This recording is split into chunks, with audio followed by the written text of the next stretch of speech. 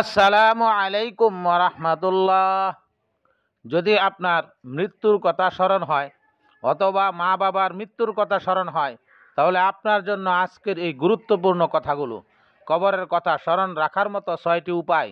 Number ১, জানাজায় অংশগ্রহণ করা। নাম্বার ২, কবর জিয়ারত করো নিয়মিত। নাম্বার ৩, মৃত্যু নিয়ে চিন্তা করো প্রতিদিন। নাম্বার ৪, গুনাহ এড়িয়ে চলার চেষ্টা করা। নাম্বার ৫, নামাজ কখনো ছেড়ো না। নাম্বার ৬, কবরের আযাব থেকে রক্ষা চাই আল্লাহর কাছে। এই মৃত্যুর চিন্তায় মানুষকে সৎ পথে ফিরিয়ে আনে।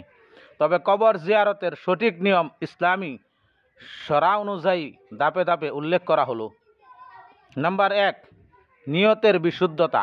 মৃত্যু ও পরকালের স্মরণ, নিজের মৃত্যু ও আখেরাতের কথা চিন্তা করে নিজেকে প্রস্তুত করা ও সকল কবরবাসীর জন্য দোয়া করা। নাম্বার ২, কবর জিয়ারতের দোয়া পাঠ করা।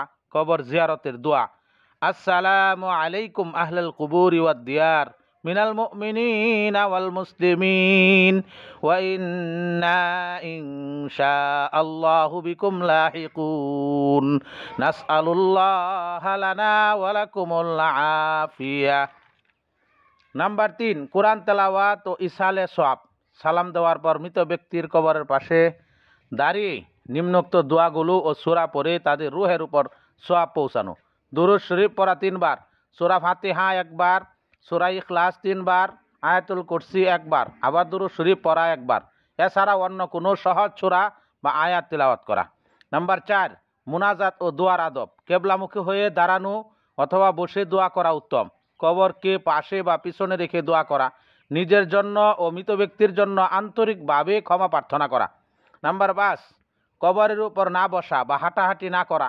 কবরের উপর পা না রাখা বা বসা কবরে ভাবে নিষেধ। এতে কবরস্থ ব্যক্তির অসম্মান করা হয় এবং কবরস্থানে হইচই হাসাহাসি বা দুনিয়াবি কথা বলা থেকে বিরত থাকা। নাম্বার ৬, কবর জিয়ারতের জন্য কোনো নির্দিষ্ট দিন বা সময় নেই। যে কোনো দিন যে কোনো সময় কবর জিয়ারত করা যায়, তবে শুক্রবারের দিন হাদিস শরীফে বিশেষ ফজিলতের কথা কিছু বর্ণনায় পাওয়া যায়।